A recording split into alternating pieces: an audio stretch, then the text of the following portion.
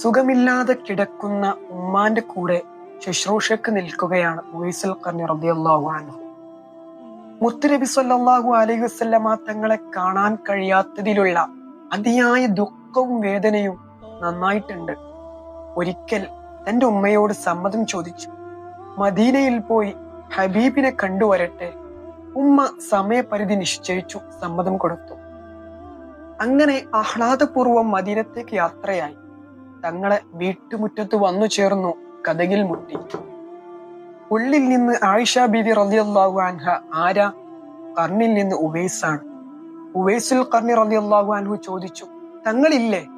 ആയിഷ ബീവി റളിയല്ലാഹു അൻഹ, ഇല്ല. എവിടക്കാ പോയത്? അറിയില്ല. എപ്പോൾ വരും? അറിയില്ല. അത് കേട്ടപ്പോൾ ഉവൈസുൽ ഖർനി റളിയല്ലാഹു അൻഹു തങ്ങളെ കാണാൻ കഴിയാത്ത സങ്കടം കൊണ്ട് ബോധരഹിതനായി അവിടെ വീഴുകയാണ്. അങ്ങനെ കുറച്ചു സമയം കഴിഞ്ഞു, ബോധം തെളിഞ്ഞു. വീണ്ടും ചോദിച്ചു, തങ്ങൾ വന്നോ? ഇല്ല എന്ന് മറുപടി പറഞ്ഞപ്പോ വീണ്ടും ബോധരഹിതനായി അവിടെ വീഴുകയാണ്.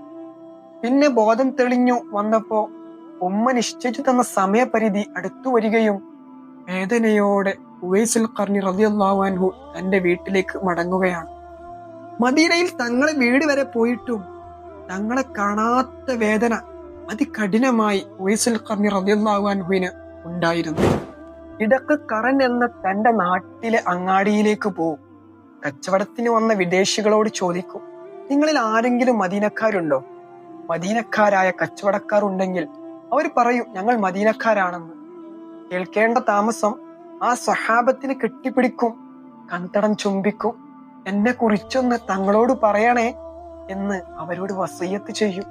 ആ സ്വഹാബത്ത് നബി തങ്ങളോട് വിവരങ്ങൾ പറയും. അപ്പോൾ അവരെ കുറിച്ച് ഹബീബായ റസൂലുള്ളാഹി സ്വല്ലല്ലാഹു അലൈഹി വസല്ലമ തങ്ങൾ പറഞ്ഞത്, ഉവൈസ് എന്നിൽ ചേരും, സ്വർഗത്തിൽ ഉവൈസ് എന്റെ കൂടെയാണെന്ന്. സുഹൃത്തുക്കളെ, ഇതല്ലേ യഥാർത്ഥത്തിലുള്ള പ്രണയം? ഹബീബിനോടുള്ള അടങ്ങാത്ത പ്രണയം. ഹബീബിനെ പ്രണയിച്ചവരൊക്കെ ഹബീബിന്റെ കൂടെ സ്വർഗത്തിലാണ്. നാഥൻ തൗഫീഖ് നൽകട്ടെ.